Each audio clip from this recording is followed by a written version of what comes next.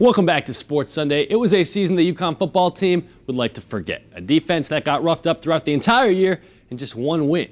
Channel 3 Sports Director Joe Zone had the chance to sit down and speak to head coach Randy Edsall about all things Huskies football.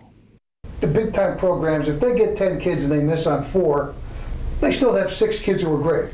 If you get 10 kids, you feel you've got to be right on just about every single one of them. Right. You know, because we're a developmental program. You know, we're not going to get the 5-star guy here. So what I want to make sure is I find those guys that we can develop, because they're always we can find a role for them. And so we can't, you know, because if we make mistakes, you know, from the standpoint of kids, you know, you're never going to get to that level that you want to get to, because you're never going to have enough players to do that. And, you know, depth is something that's going to be, you know, critical, you know, for us, and having good players, you know. And again, you know, and this is something that, you know, I'm going to share. I mean, when I was from 2005 to 2011, guys that we coached and we recruited, okay, we had 19 draft choices, and we had 31 all-conference players. After I left, the recruiting from 2012 to 2016, there's only been 3 guys drafted. I think this is a fair question. Can you win? And when I say win, to me, winning at UConn is 7, 8 games a season, go to a nice bowl game and do that. Can you win without 10 of the nationally ranked players? Can you do it with all those kids that you want to hit home runs with? Well, we did it before. Right.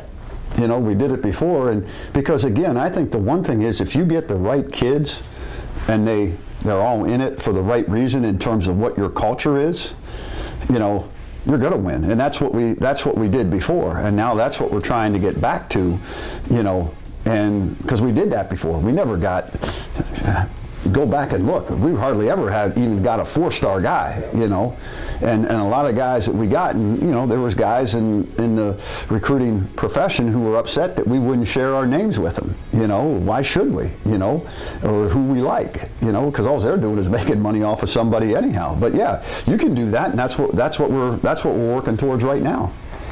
Is it harder now? Some people go develop, I say coach up. Is it harder to coach up? Because that's what you got to do. You got to develop. You got to coach up. Is it harder now to do it with today's kids than it was 10 years ago? Coach them up. With some kids, yes. You know, but again, I think that's where you got to go and find the right kids. You know, you got to find those kids that want to be coached. You know, that aren't afraid of hard work, that aren't afraid to be challenged, and you know, not being told how good they are all the time. You know, those are the things, and you know, the one thing is, you know, Joe, I think you know me well enough. I mean, I don't sugarcoat it. You know, when we recruit them and we bring them in, we tell them exactly how it's going to be. You know, and you know, I just tell them, you're going to like. There's going to be some times you don't like what I have to say, but it's going to be the truth, and it's going to try to make you a better person, better student, better athlete. And if you don't think you can handle that, then this isn't the place for you. You know, I mean, and that's one thing that I like, is the fact that those are the kind of kids that we're getting, you know, and the kind of kids that want to be here. And again, part of it, you know, part of it, Joe, part of it's the kids and part of it's parents nowadays. Parents are a pain in the butt, some of them, okay? And we've dealt with some here in just these last 3 weeks. And you know what? There was a couple kids, I said, boy, I don't want that kid because of the parent. You know, the kid might not be a bad kid, but it's the parent, you know?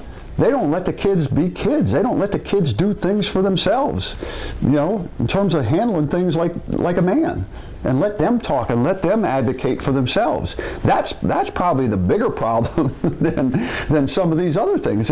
Because again, if kids are taught the right way and taught to advocate and taught to do things for themselves, rather than everybody doing something for them all the time, they'd be much better off. Are you feeling any of that get it done thing? That's a fair question. Yeah, no, it's a fair question. Any question's fair from you. If I was younger, you know, yeah, I would probably, you know, feel that way a little bit. But you know, I've been around the block a long time, and you know, this is something that you can't rush. You know, it has to. you have to develop it. You can't rush a development of a 17, 18-year-old, 19-year-old kid in terms of getting bigger, faster, and stronger in some cases. And you can't rush, guys being faster. You got to go recruit that stuff. You got to you win with people, and if you recruit the right people, Joe, you'll win.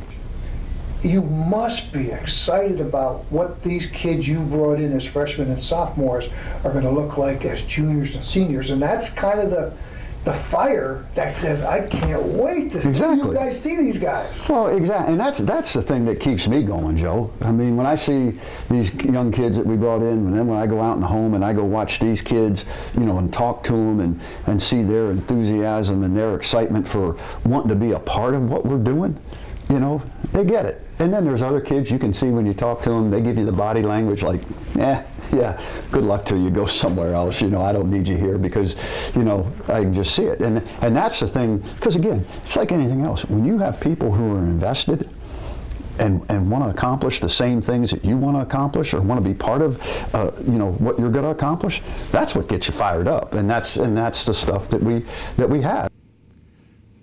Good stuff there from Coach Edsall. I'm sure I can speak for many of you when I say that 2018 was a year that had it all. There were a lot of ups, definitely some downs, and definitely some moments where you just had to shake your head.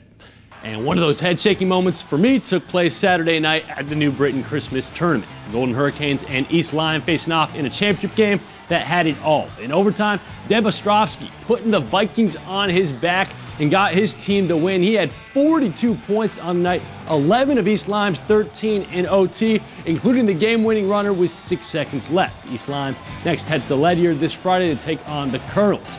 How about the Winter Charity Classic championship game between Farmington and Newington? That may not have had the same level of drama as New Britain and East Lyme did, but Farmington's win in the battle of the two Indian squads was still pretty special. Grayson Herr and company made all the big plays down the stretch to rally for the 65-58 win.